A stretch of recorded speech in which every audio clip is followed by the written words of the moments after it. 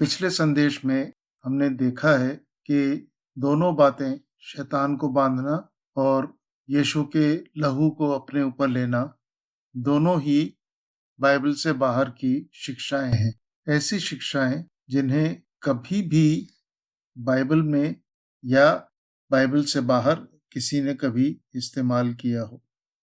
और ये दोनों की दोनों शिक्षाएं केवल एक व्यक्ति की इन बातों के बारे में समझ के ऊपर आधारित हैं, ना कि बाइबल के किसी आधार के ऊपर या बाइबल की किसी पद के या अन्य किसी खंड के ऊपर। इन्हें बाइबल के शब्दों को उनके संदर्भ से बाहर निकाल के और उनके दुरुपयोग के द्वारा खड़ा किया गया है।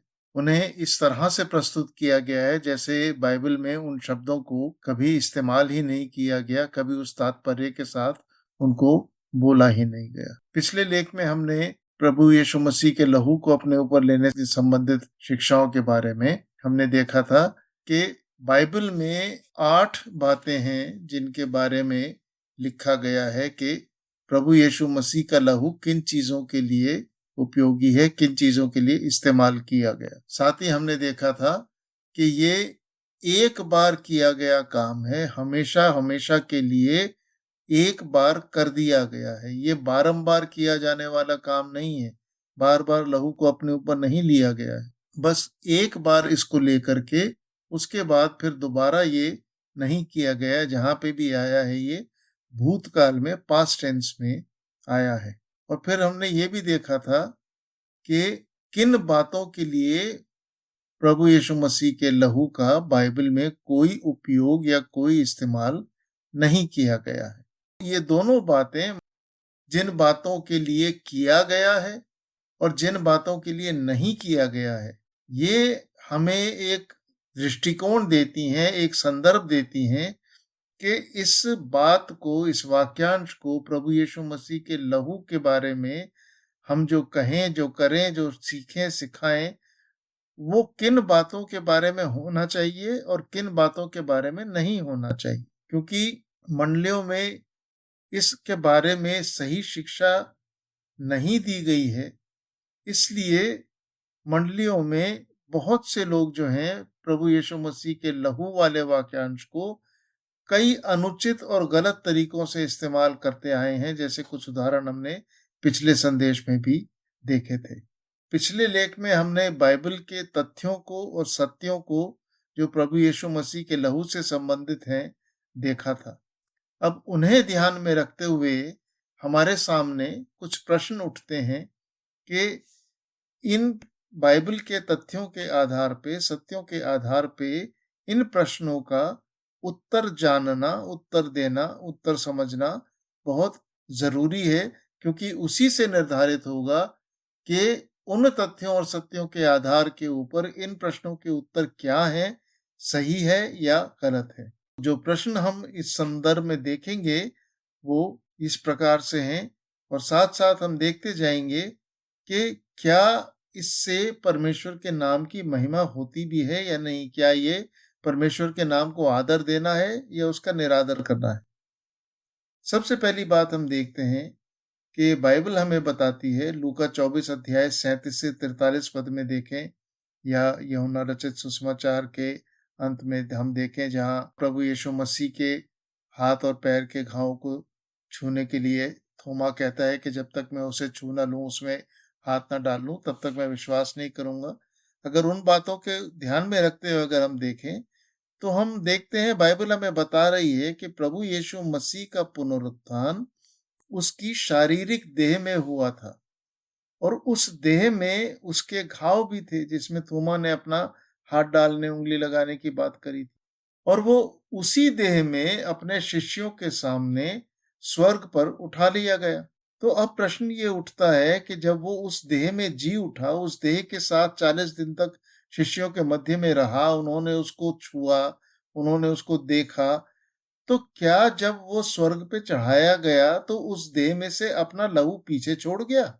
यदि वो पीछे छोड़ गया तो फिर कहाँ पे छोड़ा, कैसे छोड़ा, और क्या तरीका बताया कि ये जो लहू मैं पीछे छोड़ के जा रहा हूं, इसको इस तरह से इस्तेमाल करना, यहाँ पे रखा होगा, ऐसे लोगे और ऐसे इस्तेमाल करोगे।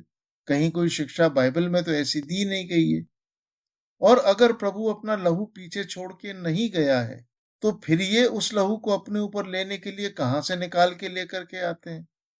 क्योंकि बाइबल में तो कहीं नहीं लिखा है कि ये लहू पीछे छूटा है या प्रभु ने पीछे छोड़ा है। इसलिए ये बात कहना पूर्णतः सिर्फ एक मनगढ़ंत बात है, एक अटकलबाजी है, एक व्यक्ति की कल्पना के नतीजा है, जिसको फैला दिया गया है, सिखा दिया गया है और मूर्खतापूर्ण रीति से लोगों ने इसे स्वीकार कर लिया है और इसका पालन करते चले आ रहे हैं, बिना इसके ऊपर गंभीरता से विचार किए कि ये बात है क्या, इसका सच है क्या।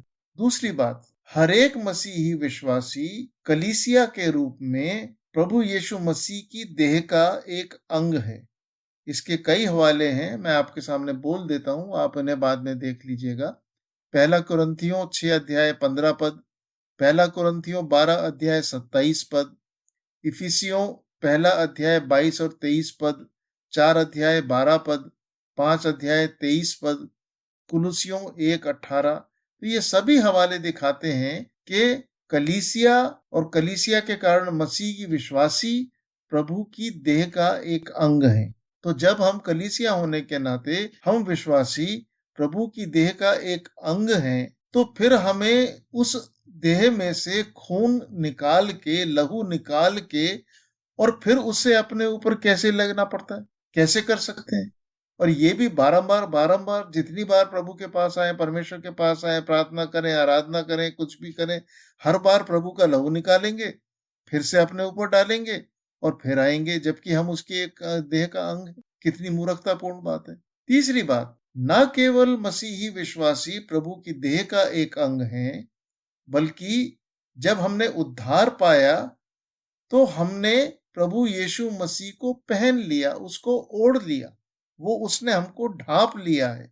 अब परमेश्वर हमें प्रभु यीशु मसीह में होके देखता है, निर्दोष देखता है और उसके कारण हम परमेश्वर से हमारा मेल मिलाप होता है।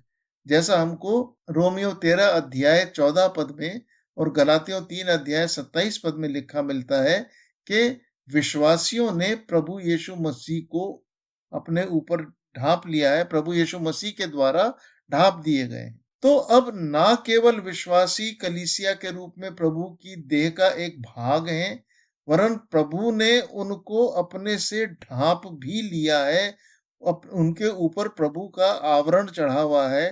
तो जब प्रभु की देह उनके ऊपर है, वो प्रभु की देह का एक अंग है, तो अब कहां से ये तर्क आ गया, ये बात आ गई, ये रैशनल आ गया कि विश्वासी जो है प्रभु यीशु मसीह की देह से लहू निकालेंगे, फिर उसे अपने ऊपर लेंगे और उसके बाद परमेश्वर के सामने आएंगे और वो भी बार बार करते चले जाएंगे। ये कैसे संभव है? ये कैसे हो सकता है? वचन के साथ ये कितना बड़ा एक विरोधाभास है, कैसा कॉन्ट्राडिक्शन यहाँ पे है। हम प्रभु की देह का एक अंग हैं, प्रभु अपना लहू पीछे छोड़ के गया नहीं है, प्रभु ने हमें ढांप रखा है और इन सब बातों के बावजूद लोग कहते चले जाते हैं बिना सोचे समझे, हम प्रभु यीशु मसीह का लहू अपने ऊपर लेते हैं, प्रभु यीशु मसीह का लहू अपने ऊपर लेते हैं। ये कैसे संभव है? फिर जैसा हमने पिछले संदेश में देखा, क्योंकि प्रभु के लहू को या बलिदान के मेमने या पशु के लहू को कभी भी कहीं पर भी रखने का कोई इंतजाम नहीं किया गया था। मतलब उसको स्टोर करने का, उसको बचा के संजो के रखने का कहीं कोई इंतजाम नहीं किया गया था। और ना ही बाइबल में ऐसा कोई लेख है कि जो लहू क्रूस पे बहाया गया था उसको किसी ने कहीं जमा किया हो और ले जा करके रख दिया हो। तो फिर ये लोग उस क्रूस पे बहे हुए लहू को अपने ऊपर लेने के लिए कहां से लेके आते हैं? किस तरह से उनको मिलता है? कैसे लेकर के आते? अब जब क्रूस पे बहा गया लहू रखा भी नहीं है, जमा भी नहीं हुआ है और ये बार बार जो है क्रूस पे बहे हुए लहू को अपने ऊपर बार बार लेकर के आते हैं, तो ये तो बाइबल का एक विरोधाभास हो गया। का मतलब ये हुआ कि ये परमेश्वर के पुत्र को, प्रभु यीशु मसीह को हर बार क्रूस पे चढ़ाते हैं, फिर उसका लहू निकलता है, फिर उस लहू को अपने ऊपर लेते हैं, तब आते हैं, क्योंकि जमा करके तो रखा नहीं गया। और ये कहते यही है कि ये क्रूस पे बहे हुए लहू को लेकर के आ रहे हैं। तो कैसे हो सकता है? क्या ये बार बार क्रूस पे चढ़ा रहे हैं? ये तो बाइबल को एक तरह से झूठा साबित करना हो रहा है।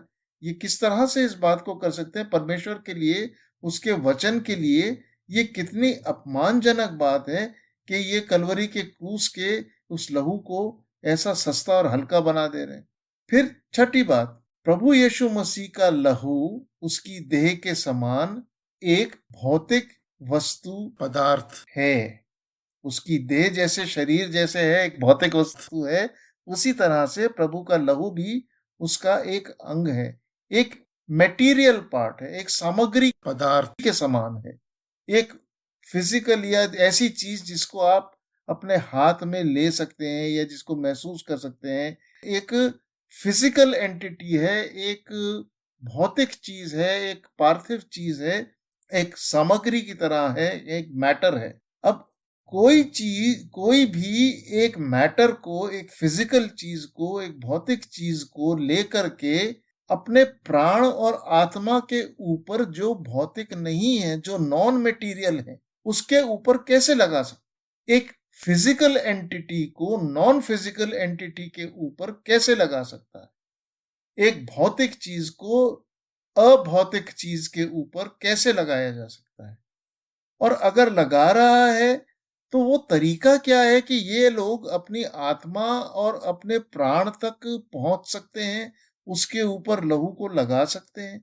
क्या तरीका है? कहीं कोई समझाया गया है, दिया गया है, बताया गया है? और क्योंकि ये कर पाना, एक भौतिक चीज को अभौतिक के ऊपर, एक फिजिकल एंटिटी को नॉन फिजिकल के ऊपर लगाना, क्योंकि ये एक असंभव बात है, तो इसका क्या तात्पर्य हुआ? सीधा सीधा तात्पर्य हुआ कि ये लोग इन बातों के लिए बिल्कुल सरासर झूठ बोल रहे हैं, गलत बात कह रहे हैं, और प्रभु के ये लहू को दुरुपयोग कर रहे हैं, प्रभु के लहू का इस्तेमाल बिल्कुल गलत रीति से कर रहे हैं। यहां तक कि कुछ लोग तो ये भी कहने के आदी हैं कि वो शैतान को प्रभु यीशु मसीह के लहू के द्वारा बांधते हैं। कभी उन्होंने रुक के सोचा कि वो कह क्या रहे हैं? क्या प्रभु यीशु मसीह का लहू कोई रस्सी है, कोई जंजीर है, कोई कपड़ा है? क्या है? क्या है जिससे वो प्रभु यीशु मसीह के लहू से शैतान को बांध दे रहे हैं? एक तो सबसे पहली बात तो ये कि आप शैतान को बांध ही नहीं सकते। बाइबल में इसका ना तो कोई हवाला है, ना कोई इसका समर्थन है। और दूसरे आप कह रहे हैं कि हम प्रभु यीशु मसीह के लहू से बांध रहे हैं। सरासर बेवकूफी की बातें, जो इनका कोई तुक नहीं, जिनका कोई उसको समझाने का तरीका नहीं, उसको आप ऐसे बोल, प्रभु यीशु मसीह के लहू जैसी बहुमूल्य चीज के लिए आप ऐसी हल्की बात करते चले जा रहे हैं, जैसे वो लहू ना हो गया एक फालतू सस्ती सी कोई चीज हो गई, जिसको जैसे मर्जी, जहां मर्जी, जब भी चाहो उसको बोल दो, उसको इस्तेमाल कर लो। सोचो तो सही, आप इतनी बहुमूल्य चीज के प्रति किस तरह का व्यवहार कर रहे हो? आठवीं बात, क्या परमेश्वर इतना मूर्ख है? वो क्या ऐसा भोला है कि आप जो मर्जी उसके सामने बोलेंगे, वो बिना सोचे समझे उससे सहमत हो जाएगा, उसे मान लेगा? आप कोई भी बात बोलेंगे, वो हाँ जी करके उसको स्वीकार कर लेगा।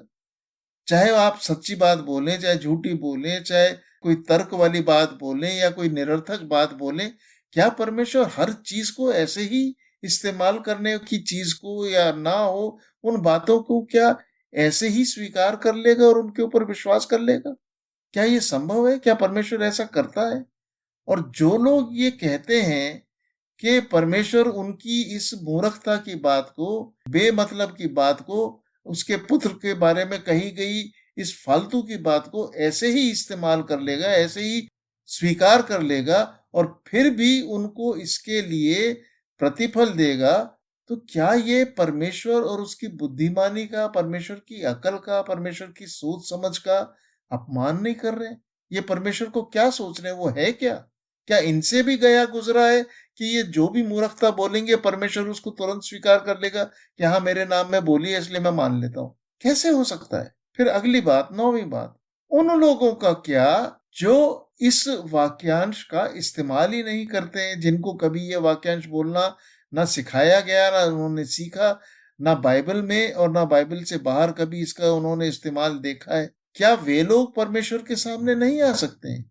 यदि वे आ सकते हैं, तो फिर इन लोगों को प्रभु के लहू को अपने ऊपर लेके परमेश्वर के सामने आने का क्या औचित्य है, क्या कारण है, क्यों? अगर लोग बिना इस लहू को लिए परमेश्वर के पास आ सकते हैं, तो इनको लहू को लेके परमेश्वर के पास आने की क्या जरूरत पड़ी है? ऐसा क्यों करना जरूरी इनके लिए हो गया? और अगर दूसरे जो हैं, अन्य जो हैं, जो इस वाक्यांश का इस्तेमाल नहीं करते हैं, वो परमेश्वर के पास क्योंकि वो लहू को नहीं लगा रहे हैं, नहीं आ पा रहे हैं, तो फिर लगभग पिछले 2000 साल से इस एक व्यक्ति के ऊपर किए गए विशेष प्रकटीकरण से पहले जितने लोग ये बिना लहू लगाए परमेश्वर से प्रार्थनाएं करते चले आए हैं, आराधनाएं करते चले आए हैं, परमेश्वर के नाम में आश्चर्य कर्म करते चले आए हैं, सेवकाई करते चले आए हैं, क्या ये ऐसे ही करते चले आए हैं? क्या परमेश्वर ने इनकी प्रार्थना, इनकी आराधना, इनकी सेवकाई को सुना नहीं, देखा नहीं, ग्रहण नहीं किया? क्या स्वीकार नहीं किया? क्या सोचते हैं ये लोग? फिर हम देखते हैं 10वीं बात कि हम मसीही विश्वासी विश्वास करने के द्वारा, जैसा यूहन्ना 1 अध्याय के 12-13 पद में लिखा है, हम परमेश्वर की संतान, उसके परिवार का एक अंग बन जाते हैं। हमारे स्वर्गीय पिता परमेश्वर के पास हमें एक खुला आने का रास्ता तैयार करके दिया गया। हमें परमेश्वर पिता के पास आने के लिए कोई विशेष तैयारी करने की आवश्यकता नहीं है। जैसे बच्चा अपने माँ बाप के पास खुले मन से आता है, हम भी अपने परमेश्वर पिता के पास बड़े खुले मन से बिना किसी विशेष अनुमति के जा सकते हैं। तो फिर हमें अपने पिता परमेश्वर के पास जाने के लिए ये इस किस्म से अपने आप को जस्टिफाई करना, अपने आप को उचित ठहराने की क्या जरूरत है? क्या इसमें कोई तुक दिखती है? इसमें कोई समझबूझ दिखती है? इसे आप एक जरा सामान्य पृथ्वी के परिवार के परिप्रेक्ष्य में देखें, उसके संदर्भ में देखें। क्या हमारे बच्चों को हमारे पास आने के लिए अपने आप को सही ठहराना पड़ता है? क्या उन्हें कहना पड़ता है, पापा क्योंकि आप मुझसे प्यार करते हैं, पापा क्योंकि आप मेरी चीजें लाके देते हैं, पापा क्योंकि आप मेरे लिए अच्छे रहते हैं, इसलिए मैं इस बात को याद करते हुए आपके पास आके अब मैं आपसे ये बात कह रहा हूं? क्या वो करते हैं ऐसा? और अगर वो करने लगे तो आप उनको क्या बोलेंगे? क्या आप इसको सहन करेंगे? क्या आप उसको चुप नहीं करा देंगे? क्या आपने कभी अपने माँ बाप के साथ इस तरह व्यवहार किया कि उनको किसी किस्म का अपना प्रेम या उनके प्रति श्रद्धा या आदर को व्यक्त करते हुए अपनी बात को कहने के लिए, उनके पास जाने के लिए एक भूमिका बना करके और एक बात बना करके और उसको सही ठहरा करके तब जा करके अपनी बात उनसे बोली? क्या ये सरासर बेवकूफी नहीं है?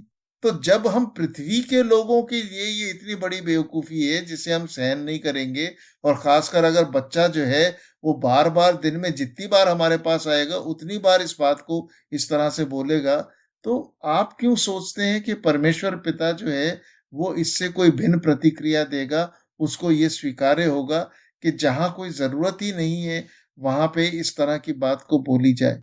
फिर ये सोचिए कि परमेश्वर के पास आने के लिए आपको अपने आप को उचित ठहराने की आवश्यकता क्या है? क्यों उचित ठहराना? क्या परमेश्वर कोई ऐसा बिल्कुल बुढ़ा और सठियाया हुआ, दिमाग से खाली, जिसको याद नहीं रहता, याददाश्त खराब हो गई है, ऐसा है जिसको बार बार याद दिलाना पड़ता है कि हम कौन हैं और क्यों उसके पास आ रहे हैं? क्या उसको बार बार ये समझाना पड़ता है कि हम क्यों उसके पास आ रहे हैं, किस आधार पे उसके पास आ रहे हैं? क्या वो हमको जानता नहीं है? क्या वो हमें पहचानता नहीं है? अरे वो तो हमको हमसे बेहतर जानता है, हमसे बेहतर पहचानता है। वो कब अपने बच्चों को अपने पास आने से रोकता है? उसको क्या जरूरत है कि कोई पहले अपने आप को उचित ठहराए और फिर उसके पास आए? और फिर पूरी बाइबल में क्या कभी कहीं किसी ने इस वाक्यांश को अपनी प्रार्थना या आराधना के लिए, परमेश्वर के पास सामने आने के लिए इस्तेमाल किया है? कहीं नहीं किया, किसी ने नहीं किया।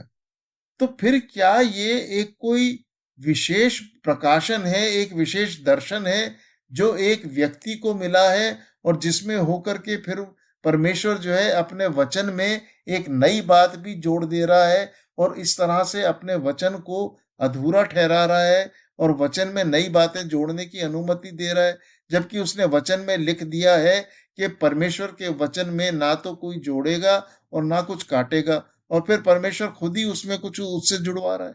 क्या ये संभव है ऐसी बात? फिर हम देखते हैं कि जब शिष्यों ने प्रभु यीशु मसीह से कहा कि हमें प्रार्थना करना सिखा, तो प्रभु ने शिष्यों को जो प्रार्थना सिखाई, जो हमको मत्ती 6 में, लूका 11 में मिलती है, कि सीधे सीधे परमेश्वर से ये कहो, हे हमारे पिता। प्रार्थना का आरंभ, उस प्रार्थना जो प्रभु ने सिखाई थी, उस मॉडल प्रेयर का, उस आदर्श प्रार्थना का जो पहला पहला शब्द है, जो आरंभ है, वो ये नहीं है कि अपने आप को उचित ठहरा के, किसी रीति से उचित ठहरा के आओ। सीधे से कहो, हे हमारे पिता। बिल्कुल डायरेक्ट अप्रोच।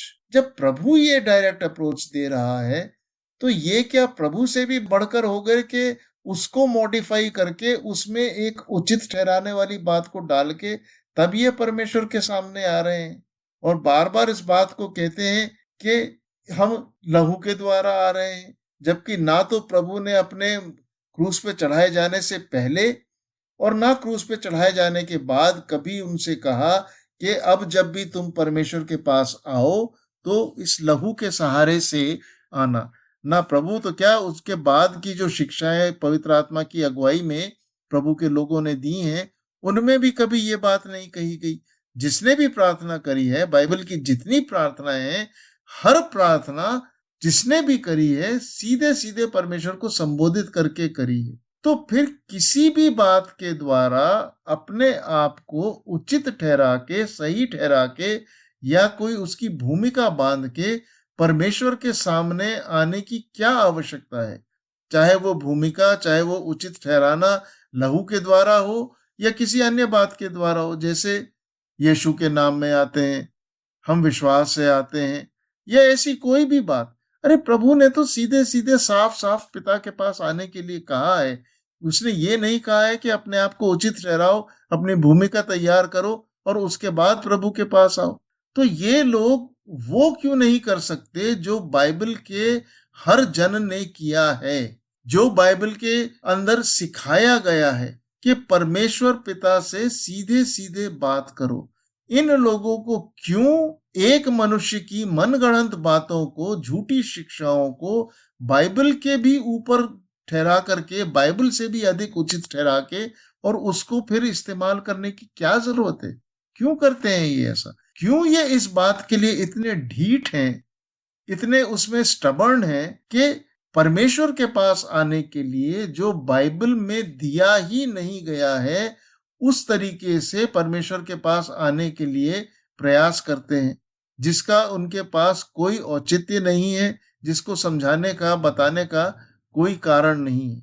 अब वो परमेश्वर के वचन का निरादर कर रहे हैं, उल्लंघन कर रहे हैं, खुद भी गलती कर रहे हैं, दूसरों को भी गलतियां सिखा रहे हैं, लेकिन फिर भी उनकी उम्मीद यही है, उनकी आशा यही है कि परमेश्वर उनसे प्रेम करेगा, उन्हें आदर देगा और उन्हें अच्छे प्रतिफल देगा। किस लिए? क्योंकि उन्होंने झूठी शिक्षा उसके नाम से खुद भी पालन की और दूसरों को भी सिखाई। सोचिए आप, बार बार कितनी बेवकूफियां ये करते चले आ रहे हैं। फिर आप सोचिए कि जब इस शब्दांश के, इस वाक्यांश के इस्तेमाल के साथ प्रभु यीशु मसीह का लहू, क्रूस पे बहा हुआ लहू अपने ऊपर लेके आते हैं, इसके साथ इतनी ढेरों बेवकूफियां जुड़ी हुई हैं, इसके साथ इतनी गलत बातें जुड़ी हुई हैं, गलत अर्थ जुड़े हुए हैं, तो क्या इसका इस्तेमाल परमेश्वर के लिए आदरणीय होगा या उसका अपमान करना होगा? झूठी बातें, गलत शिक्षाएं, उल्टे सीधे फालतू के मतलब की बातें उस लहू के साथ, जो उस वाक्यांश के साथ जोड़ करके, क्या आप परमेश्वर का आदर कर रहे हैं या परमेश्वर का अपमान कर रहे हैं? क्या कोई भी ये समझा सकता है, ये बता सकता है कि जब इस वाक्यांश को बोला जाता है तो उससे क्या होता है? कोई भी में इस वाक्यांश को शुरू करने वाला, सिखाने वाला व्यक्ति भी सम्मिलित। क्या वो भी ये समझा सकता है, बता सकता है कि जब वो कहे कि हम प्रभु यीशु मसीह के क्रूस पे बहे हुए कलवरी के लहू को अपने ऊपर लेकर के आते हैं, तो उससे फिर क्या असर आता है, क्या प्रभाव आता है? क्या उसके ये कहने से या लोगों के ये कहने से परमेश्वर उसके प्रति या लोगों के प्रति और अधिक फेवरेबल हो जाता है? परमेश्वर लोगों के प्रति और नरम हो जाता है या उनको और ज्यादा आदर से देखने लगता है? क्या परमेश्वर उनको प्राथमिकता देता है, औरों से पहले उनकी सुनता है, औरों से पहले उनके लिए करता है? क्या ऐसा कहने वालों से परमेश्वर और भी अधिक प्रेम करता है और जो लोग इस वाक्य को इस्तेमाल नहीं करते हैं उनसे उतना प्रेम नहीं करता है जितना इसको कहने वालों से प्रेम करता है? यदि इनमें से एक भी कोई बात सही है तो इसका मतलब ये है कि परमेश्वर अपने विश्वासियों में भी पक्षपाती है। कुछ जो थोड़े से हैं, जो अब पिछले कुछ सालों से इस वाक्यांश को जिन्होंने इस्तेमाल करना शुरू किया है, उनको तो परमेश्वर का पक्ष मिल गया, परमेश्वर ने अधिक प्रेम कर लिया, प्राथमिकता दे दी, उनकी पहले सुन ली, को ज्यादा आदर मान दे दिया। और जो पिछले 2000 साल से इस वाक्यांश को इस्तेमाल ही नहीं करते आए हैं, उनको फिर परमेश्वर ने वो आदर दिया ही नहीं है, वो पक्ष दिया ही नहीं है, उनकी ओर से होकर के वो काम किया ही नहीं है। तो उस संदर्भ में क्या इस वाक्यांश का इस्तेमाल ये नहीं दिखाता है कि ये एक तरह का मंत्र हो गया जिसके द्वारा वो परमेश्वर को बाध्य कर देते हैं, मजबूर कर देते हैं कि क्योंकि हमने ये वाक्यांश बोल दिया है इसलिए अब जो बोला है उसको तुझे करना पड़ेगा। हमने तो प्रभु का लहू अपने ऊपर ले लिया है, कलवरी का लहू अपने ऊपर ले लिया है, हमने तो कह दिया, अब तो तुझे हमारी बात माननी पड़ेगी। क्या ये एक तरह से परमेश्वर को नियंत्रित करने का प्रयास नहीं हो गया? और अगर नियंत्रण कर रहे हैं तो फिर नियंत्रण करने वाला क्या उससे बड़ा नहीं हो जाता जो जिसके ऊपर नियंत्रण किया गया? अर्थात इस वाक्य के द्वारा क्या वो अपने आप को परमेश्वर से भी ऊपर नहीं ठहरा रहे हैं? आप सोचिए, शैतान ने इस भक्तिपूर्ण दिखने वाली बात के पीछे कितना बड़ा एक चाल परमेश्वर के अपमान के लिए करी है। जो काम वो स्वर्ग में नहीं कर पाया वो यहाँ पृथ्वी पर इनके मुंह से करवा रहा है, और इनको लगता है कि हम भक्तिपूर्ण बात कर रहे हैं जिससे परमेश्वर आदर पाएगा और जिससे परमेश्वर बहुत खुश हो जाएगा। और फिर अगर मान लीजिए कि इस वाक्यांश को बोलने से इनमें से कोई बात नहीं होती है, ना तो परमेश्वर अधिक प्रेम करता है, ना प्राथमिकता देता है, ना उनके पक्ष में अधिक हो जाता है, सब कुछ जैसा था वैसा ही चलता रहता है, तो फिर इसको बोलने का फायदा क्या हुआ? क्या ये एक व्यर्थ, निरर्थक, महत्वहीन वाक्यांश नहीं हो गया? इसको बोल के क्या मिला? प्रभु यीशु मसीह के लहू जैसी बहुमूल्य चीज को लेकर के आप एक व्यर्थ, निरर्थक और महत्वहीन बात बोलेंगे और आप सोचेंगे कि परमेश्वर उससे प्रसन्न होगा, परमेश्वर उससे आपको आदर मान देगा, आपके लिए और अधिक बढ़ के करेगा। इसलिए इन सभी बातों के, पिछले संदेश के और आज के इन प्रश्नों के संदर्भ में मेरा निवेदन है उन लोगों से जो बहुत ज्यादा बहुत दृढ़ होकर के इस वाक्यांश का इस्तेमाल करते हैं कि क्या वो परमेश्वर के लहू का अपमान करने के दोषी नहीं है। आप इब्रानियों 10:29 को देखिए। इब्रानियों 10 अध्याय 29 पद मैं आपके सामने पढ़ रहा हूं। लिखा है, तो सोच लो कि वो कितने और भी भारी दंड के योग्य ठहरेगा जिसने परमेश्वर के पुत्र को पांव से रौंदा और वाचा के लहू को जिसके द्वारा वो पवित्र ठहराया गया अपवित्र जाना और अनुग्रह की आत्मा का अपमान किया। सोच लीजिए आप अपने ऊपर कैसा भारी दंड ला रहे हैं। आप न केवल वचन के उल्लंघन के, वचन का पालन ना करने के दोषी हैं, आप परमेश्वर के आत्मा की बजाय मनुष्य के पीछे जाने के भी दोषी हैं, परमेश्वर की अनाज्ञाकारिता के भी दोषी हैं। अनाज्ञाकारिता इसलिए क्योंकि परमेश्वर का वचन कहता है हर एक बात को परखो और जो सही है उसे थामे रहो, पहला थिस्सलुनीकियों 5:21 में। तो ना आपने जो बात कही गई उसको परखा, ना आपने जाना कि वो सही है या गलत है, आपने बस एक व्यक्ति के पीछे चल के उस व्यक्ति की कही बात का अनुसरण कर लिया और आप उसके पीछे चल निकले और उसको ऐसी जिद में, दृढ़ता में बोलते चले जा रहे हैं कि समझाओ भी तो समझना नहीं मांगते। आप अगर इस वाक्यांश को, जो हमने पहले बातें देखी थी, उनके आधार पे भी देखें तो आप देखते हैं कि ये कहीं टिक ही नहीं सकता है। उन बातों के आधार के ऊपर अगर हम इसका विश्लेषण करें तो ना तो ये बाइबल में कभी दिया गया है और ना ही इस तात्पर्य से कभी इस्तेमाल हुआ है। इसको ना तो इसके संदर्भ में किसी तरह से सही ठहराया जा सकता है, ना बाइबल में लिखी किसी अन्य बात के द्वारा इसको जायज या ठीक बताया जा सकता है।